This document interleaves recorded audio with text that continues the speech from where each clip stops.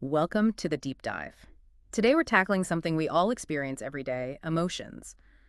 But we're not going the usual route of like self-help or therapy tips. You've given us some fascinating sociological research by Dr. Sock. We're going to explore how the groups we belong to, the jobs we have, even the places we live can actually shape what we feel. Yeah, it's really intriguing how often we're blind to these social influences. Yeah. Like we're fish swimming in water, we don't even notice it's there until something changes. Oh, I love that analogy. And Dr. Salk, in chapters 3, 4, and 5 of their work on the sociology of emotions, really dives into this. They even compare the social world to those Russian nesting dolls. Encounters happen within groups, those groups exist within institutions, and those institutions are all part of the bigger society.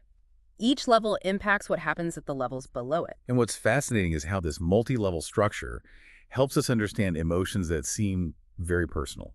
Let's say you're feeling super anxious about a presentation at work. That anxiety isn't just about you and your public speaking skills. You're saying it's also about the company culture, the power dynamics between you and your boss, maybe even societal expectations about how a good employee should behave. Exactly. Or imagine a huge social movement fueled by anger about inequality. That collective outrage might have started with individual experiences of unfair treatment, but it gained momentum because of shared social structures, economic systems, and historical contexts. Dr. Sock even uses examples like terrorism to show how emotions originating in very personal encounters can escalate and impact entire nations. That's a pretty powerful illustration of how individual feelings and social forces are interconnected. Makes you think twice about dismissing something as just an emotional reaction. Right, and to understand these dynamics, Dr. Sock introduces the concept of expectation states. We all walk around with these assumptions about how people should behave based on their roles, their status, and the resources they have. We even have expectations about a shared sense of reality. So if I go to a fancy restaurant, I expect a certain level of service, a certain type of ambiance, even a certain way of interacting with the staff. Exactly. And if those expectations are violated, we feel it, usually as a negative emotion. Think about the last time you felt disappointed, frustrated, or even angry when someone didn't meet your expectations. Now, Dr. Sock takes this a step further and says that if those expectations are tied to a deep part of our identity, the emotional response is much stronger. It's like the difference between someone cutting you off in traffic versus someone insulting a core value you hold dear. The emotional sting is going to be much deeper in the second scenario, right? So it's a great way to put it. Now, let's consider the 5 core needs that Dr. Stock says fuel our emotional engine in social situations: self-verification, profitable exchange, group inclusion, trust, and facticity. These needs and the expectations that come with them help us understand why we react so strongly to certain situations. Let's dive into those. I'm already starting to analyze my own emotional engine. I can see how if someone I admire compliments my work, that feeling of self-verification could boost my whole week. But what happens when these needs aren't met? That's where things get really interesting. Dr. Salk highlights a fascinating concept called distal bias when it comes to negative emotions. Essentially, when things go well, we tend to give ourselves credit.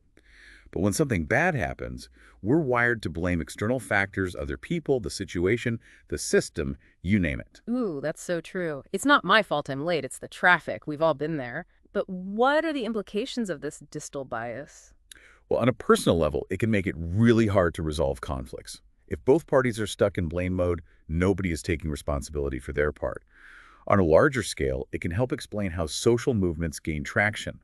By channeling people's anger and frustration towards a common enemy, like a corrupt institution or an unjust system, those movements can create a powerful sense of solidarity and purpose. It's like we're all in this together and it's their fault. That can be a powerful motivator for change. But I'm also seeing how this distal bias could be manipulated to scapegoat or divide people. Exactly.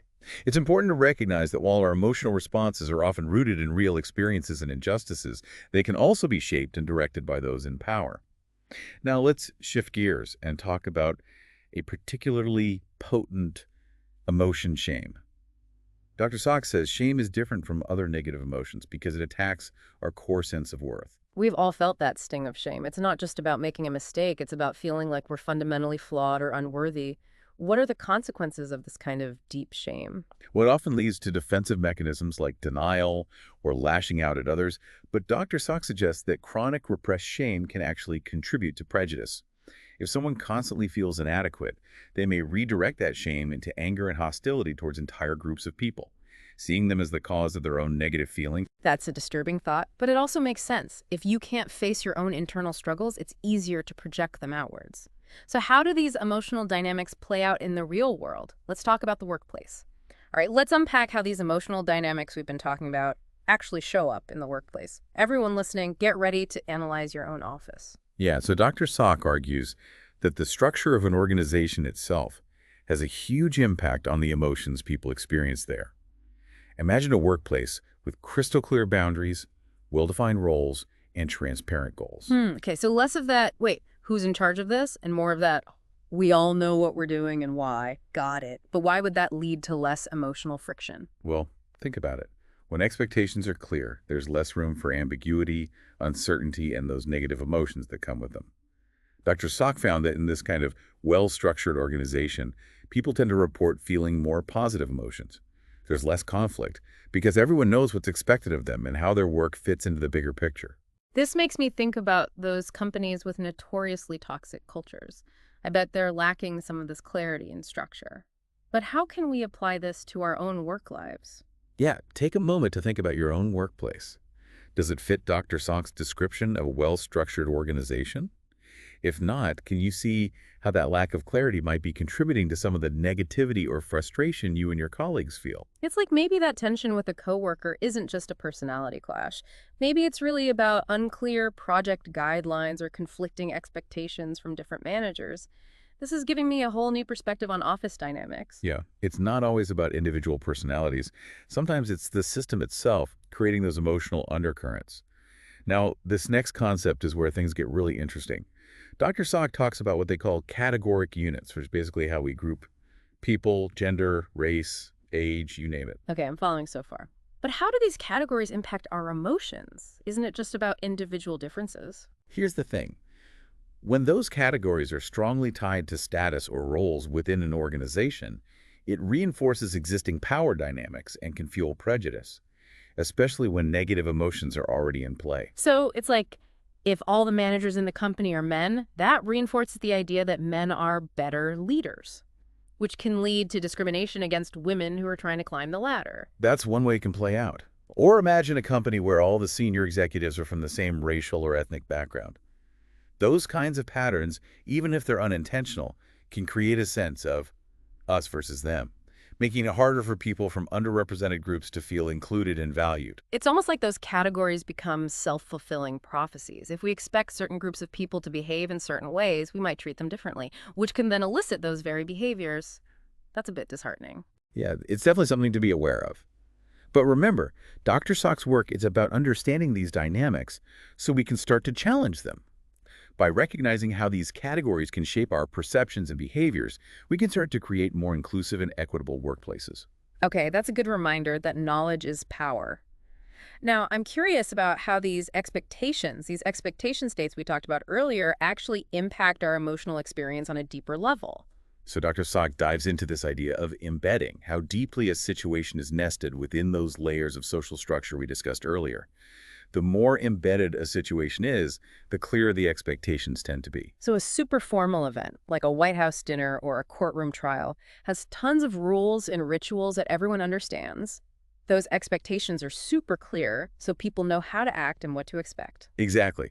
But imagine a more ambiguous situation like a first date or a networking event where you don't know anyone. Those expectations are much less defined, which can lead to a lot more emotional uncertainty. Oh yeah, those what do I say? How do I act? What are they thinking moments. I can feel the anxiety creeping in just thinking about it. Right.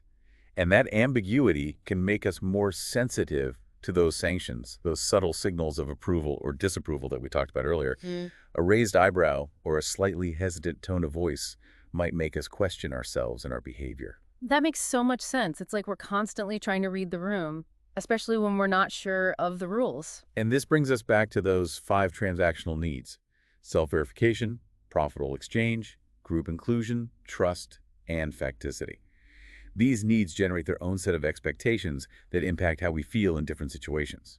So if I have a strong need for self-verification, a compliment from a colleague might feel amazing, but a critical remark from my boss could send me into a spiral of self-doubt. Exactly. Or if my primary need is group inclusion, I might be extra sensitive to any signs of exclusion or rejection from my team. And when those needs-based expectations aren't met, it can trigger those familiar negative emotions like frustration, disappointment, anger, or even shame. This is making me realize just how complex our emotional lives really are. It's not just about what we feel, it's about why we feel it and how those feelings are shaped by all these social layers and expectations. And to add another layer to this already intricate tapestry, let's talk about sanctions. Sanctions. Right. I'm picturing international diplomacy and trade embargoes, but I'm guessing that's not what we're talking about here. Not quite. In sociology, sanctions are simply the ways we respond to each other's actions. Those signals of approval or disapproval that can have a huge impact on our emotions. So, like a nod of agreement, a smile, a thank you, those are positive sanctions that make us feel good. But a frown, a critical remark, or even just the silent treatment, those are negative sanctions that can trigger all sorts of bad feelings. Exactly. And Dr. Sock argues that these sanctions are constantly shaping our emotional experience. When we receive positive sanctions, it fuels those feel-good emotions like confidence, joy, and a sense of belonging. It's like, I'm doing something right. People like me. That's a nice feeling. But what happens when we get those negative sanctions? Well, as you can imagine, they tend to trigger negative emotions. We might feel hurt, angry, ashamed, or even anxious about future interactions. And here's where it gets interesting. Dr. Sock argues that these negative sanctions are especially potent when they attack our sense of self. Okay, so this is where shame comes back into play. Because it's not just about doing something wrong, it's about feeling like we are wrong, fundamentally flawed, or unworthy. Exactly. And those feelings of shame can be incredibly painful and difficult to process. We might try to deny them, repress them, or even project them outwards onto others. But that often just makes the problem worse in the long run. Okay, so we need to find healthier ways to deal with those negative emotions, especially shame. But before we get into that, I'm curious about this concept of the cybernetic control system. It sounds very sci-fi. Yeah, it's a fascinating way of understanding how our brains try to maintain a sense of balance and consistency in our emotional lives. Think of it like a thermostat. When the temperature gets too high, it kicks on the AC to cool things down. Okay, I'm following. So our brains are like emotional thermostats, constantly trying to regulate our feelings to stay within a comfortable range. Exactly. When we experience emotional dissonance, like when our actions don't align with our values, or when we feel a mismatch between how we see ourselves and how others see us, it triggers a kind of internal alarm bell. And our brains try to resolve that dissonance either by changing our behavior or by adjusting our thinking. So if I believe I'm a kind person, but I catch myself being rude to a coworker, I might feel that emotional dissonance. To resolve it, I could either apologize and try to be more mindful in the future, or I could justify my behavior by telling myself, well, they were being annoying, so they deserved it. Exactly. But here's where it gets tricky. Dr. Sock argues that this cybernetic control system can be thrown off course when we engage in too much repression. That makes sense. If we're constantly pushing down those negative emotions instead of dealing with them head on, it's like jamming the thermostat. Those repressed emotions don't just disappear, they fester and grow stronger, potentially leading to even bigger emotional outbursts down the line. Precisely. And that's why Dr. Sock is so concerned about shame. It's like the ultimate emotional disruptor. When we try to repress shame, it can warp our perceptions, damage our relationships, and even make us more susceptible to prejudice and discrimination. Okay, so repression is bad. Got it. Yeah. But what are the healthier alternatives? How do we process these difficult emotions without letting them completely overwhelm us? Well, Dr. Sock doesn't offer a step-by-step guide to emotional regulation, but they do emphasize the importance of self-awareness. The first step is simply recognizing what we're feeling and why. It sounds simple enough, but it can be surprisingly difficult. Yeah, I can see how it's easy to get caught up in our reactions and not really take the time to understand the root of those feelings. It's like, ugh, I'm so stressed. But why am I stressed? What's really going on here? Exactly. Once we start paying attention to those subtle emotional cues, the tightness in our chest, the racing thoughts, the sudden urge to withdraw or lash out, we can start to understand the patterns in our reactions. And that understanding can give us more control over how we respond, right? Instead of just reacting on autopilot, we can make more conscious choices about how to manage our emotions. Exactly. And from there, we can explore different coping strategies that work for us. Whether it's journaling, talking to a trusted friend or therapist, practicing mindfulness, engaging in creative expression, or even just taking a few deep breaths and giving ourselves some space to process. Okay, so repression is out, self-awareness is in, but how do those 5 transactional needs we discussed earlier fit into all of this? They're at the heart of it all. Dr. Sock argues that those needs Self-verification, profitable exchange, group inclusion, trust, and facticity are the driving force behind so much of our emotional experience. So when those needs are met, we tend to feel good, confident, connected, secure. But when those needs are thwarted, we feel the sting of those negative emotions. It's like a constant dance between fulfilling those needs and protecting ourselves from the pain of having them unmet. That's a beautiful way to put it. And understanding those needs, both in ourselves and in others, can help us navigate those complex social dances with a bit more grace and compassion. All right, let's unpack each of these needs a little more, starting with self-verification. This one feels pretty central to our overall well-being, wouldn't you say? Absolutely. This need is all about having our identity confirmed and reflected back to us by others. It's about feeling seen, understood, and appreciated for who we are. And when that need is met, it fuels those delicious feelings of confidence and self-worth. We all crave that validation, right? That feeling of, yes, I'm on the right track, I'm good at what I do, I matter. It's like emotional sunshine. But what happens when that need is thwarted? Well, that's when those darker emotions can creep in. Self-doubt, insecurity, even shame. And those feelings can be especially intense if the criticism or rejection is coming from someone we admire or whose opinion we value. It's like if my best friend tells me I'm being selfish, it's going to hit me harder than if a random stranger says the same thing. Because my best friend knows me well, and their opinion carries more weight. Exactly. And this is where those defensive mechanisms can kick in. We might try to deny the feedback, rationalize it away, or even latch out at the person who's giving it to us. It's like, nope, not listening. You're wrong. Hmm. But that kind of defensiveness can damage relationships and prevent us from growing and learning. Exactly. So the key is to develop a strong sense of self-worth that's not entirely dependent on external validation. It's about recognizing our own strengths and values, even when others don't see them.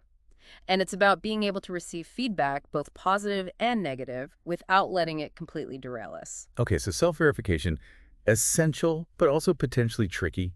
What about profitable exchange? This one sounds a bit more transactional, but I'm guessing it's not just about money. You're right. This need is about ensuring that our social interactions are yielding a profit in a broader sense. It's about feeling like we're getting something of value out of our relationships, whether it's time, attention, emotional support, or even just a good laugh. So it's like if I'm always the one listening to my friends' problems, but they never seem interested in hearing about mine, that might feel like an unbalanced exchange. Exactly.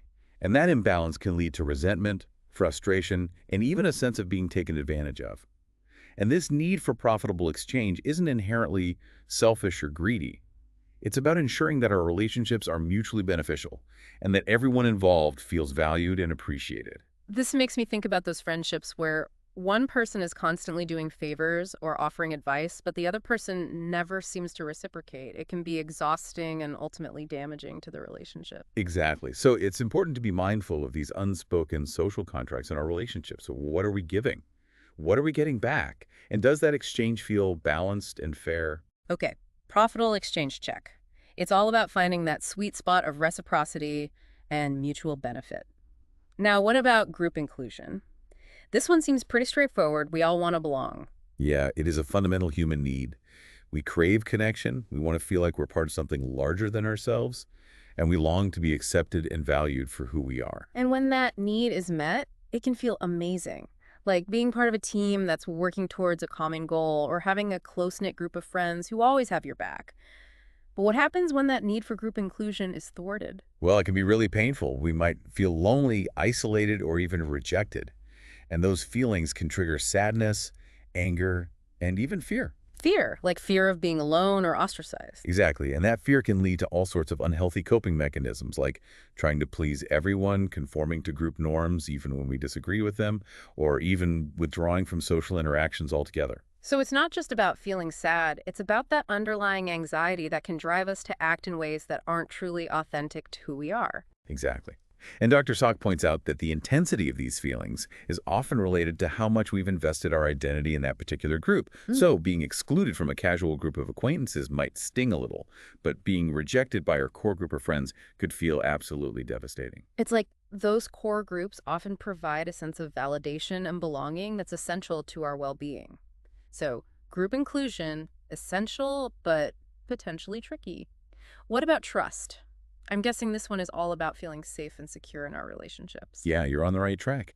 Dr. Sock argues that trust is a fundamental need in all social interactions because it allows us to predict how others will behave and to feel safe letting down our guard. It's hard to relax and be ourselves if we're constantly worried about being judged, betrayed, or taken advantage of, right? Exactly. And when that trust is violated, it can be incredibly painful and difficult to repair. It can damage relationships and make it hard to open ourselves up to others in the future. So, trust is like the glue that holds everything together. When it's there, we can thrive. But when it's broken, everything falls apart. That's a great way to put it. And Dr. Sock emphasizes that building trust is an ongoing process that requires consistency, honesty, and respect. It's about showing up for each other, keeping our promises, and communicating openly and honestly, even when it's difficult. Okay, trust check. Now for the last and maybe most mind-bending need, facticity. I'm intrigued. This need is all about sharing a common reality with others. It's about feeling like we're on the same page, seeing the world through a shared lens, and operating from a similar set of facts and information. So imagine if I'm at a family gathering and everyone's arguing about politics, but we're all operating from completely different sets of facts. That's a recipe for disaster. Exactly. And those kinds of situations can trigger a lot of frustration, confusion, and even anger because it makes us question our own perceptions and sanity. Like, am I the only one seeing this? Am I going crazy? And Dr. Salk argues that this need for facticity is especially important when it comes to our core beliefs and values. Right, because those beliefs are often intertwined with our sense of identity and our place in the world.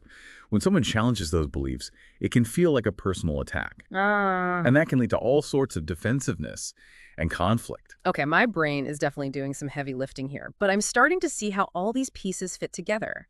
Our transactional needs shape our expectations, which influence how we respond to sanctions, which can activate those defensive mechanisms, and ultimately impact our overall emotional well-being. It's a fascinating but complex web. It is. And Dr. Sock's theory provides a really valuable framework for understanding these dynamics. Sure. But remember, this is just one lens through which to view the complexity of human emotions. There's still so much more to explore and understand. Well said. Now let's shift our focus to how those larger social structures we discussed earlier, those institutions, systems, and cultural norms actually play out in our everyday lives. We've already touched on how they influence those microdynamic forces, but let's dive deeper into those specific forces. Excellent idea. It's in those microdynamics where we really see how the macro, those larger forces, shape our emotional experiences.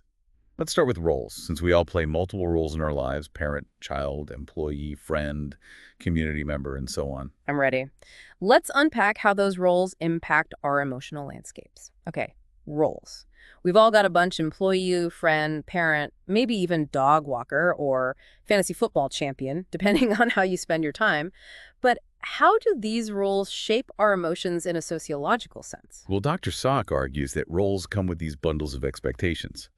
It's not just about what you do, but how you're supposed to ACT, what you should say, even how you're expected to feel while you're in that role. So the perfect parent in our society is supposed to be patient, nurturing, always putting their kids' needs first. But that can be exhausting. Is it any wonder parents feel so much pressure and guilt? Exactly. The role itself creates an emotional landscape.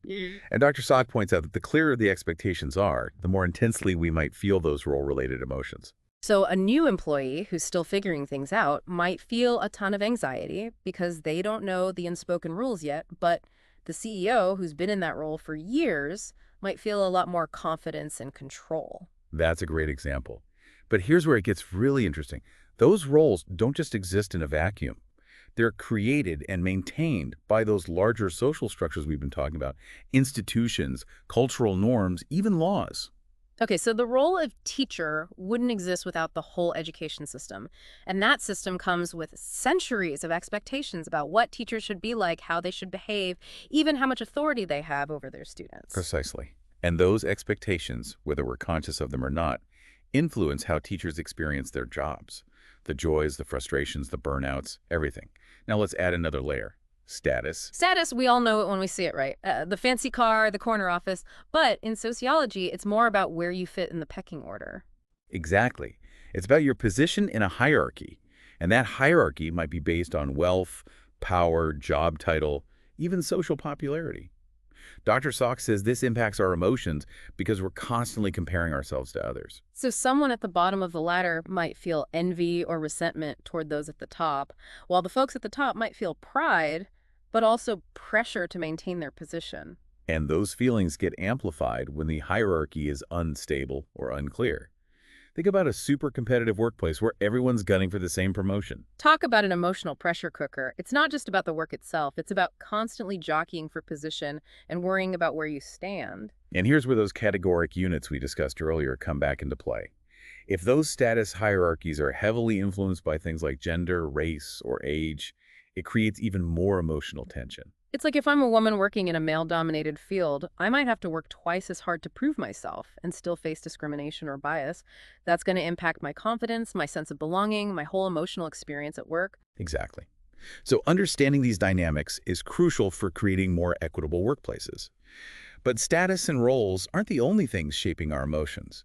Dr. Salk also brings in the concept of ecology. Okay, ecology. I'm picturing rainforests and ecosystems. What does that have to do with our emotions? In this context, ecology refers to the physical environment, the spaces we inhabit, the objects around us, even the density of people in a given place. So, like being stuck in a crowded, noisy subway car is going to make most people feel stressed and irritable. But being in a quiet park with lots of greenery might make us feel calm and peaceful. Exactly. Those ecological factors have a huge impact on our emotional state. But here's where Dr. Salk connects it back to those larger social structures. Our access to different environments is often dictated by our socioeconomic status. So, someone living in a cramped apartment in a noisy, polluted neighborhood is likely to experience more chronic stress than someone living in a spacious house with a backyard. And that chronic stress can lead to all sorts of emotional and physical health issues. Precisely. It highlights how those macro forces we often don't even think about, urban planning, economic inequality, housing policies, can actually shape our emotional landscapes. Okay, one last microdynamic force to unpack. Demography. This one is about the characteristics of the people we interact with. Their age, gender, race, ethnicity, cultural background, all of it. Dr. Salk argues that demographic factors impact our emotions in two key ways. Hit me with those insights. First, those demographic differences can trigger those categoric units we've been discussing, the stereotypes and prejudices that we all carry, whether we're aware of them or not. So if I meet someone new and they have a different accent or a different style of dress than I'm used to, I might unconsciously activate those stereotypes even if I don't want to. Yeah, it's a natural human tendency to categorize. But it's important to be aware of how those categories can lead to bias and prejudice, which can create distance and distrust, making it harder to connect on an emotional level. It's like if I'm already feeling anxious or insecure, those stereotypes might become even more pronounced. And I might misinterpret someone's behavior or intentions based on those preconceived notions. Exactly. And those misinterpretations can lead to all sorts of emotional misunderstandings and conflicts. Now, the second way demography impacts our emotions is through the diversity of a group. Okay, so a group that's very homogenous, everyone's the same age, same background, same beliefs, might feel very cohesive and harmonious. But they might also be more prone to groupthink and less open to new ideas. That's one possibility. On the other hand, a very diverse group might experience more friction and disagreement, but they might also be more creative, innovative, and resilient in the face of challenges. It's like the more perspectives you have, the more potential for both conflict and growth. Precisely. And those different emotional climates can have a significant impact on our individual well-being. Some people thrive in environments that are predictable and harmonious, while others need that challenge and diversity to feel fully alive. This has been such an eye-opening exploration of how our emotions are intertwined with these microdynamic forces, which are themselves shaped by those larger social structures. It's like we're all part of this intricate web of relationships, roles, expectations, and environments. And those factors are constantly influencing how we feel and how we interact with the world around us. Beautifully said. And understanding these dynamics, both on a personal level and a societal level, is crucial if we want to create a world where everyone can thrive emotionally. So as we wrap up this deep dive into Dr. Salk's work, what are the key takeaways you want our listeners to walk away with? Well, I think the biggest takeaway is that our emotions are not just these private internal experiences. They're shaped by the social worlds we inhabit, the roles we play, the expectations we hold, and even the physical spaces we occupy. It's like we're all swimming in this sea of social influences, whether we realize it or not. Exactly. And by becoming more aware of those influences, we can start to understand our own emotional reactions and those of others with more compassion and insight. We can also start to challenge those social structures and expectations that create unnecessary emotional distress, whether it's in our workplaces, our communities, or even in our own families. Right. It's about recognizing that we have more agency than we might think. We can choose to create more supportive, equitable, and emotionally healthy environments for ourselves and for each other. That's a powerful message to end on, and I hope our listeners will take these insights and start applying them to their own lives. Thanks for joining us on this deep dive into the sociology of emotions. Until next time, keep exploring, keep questioning, and keep feeling.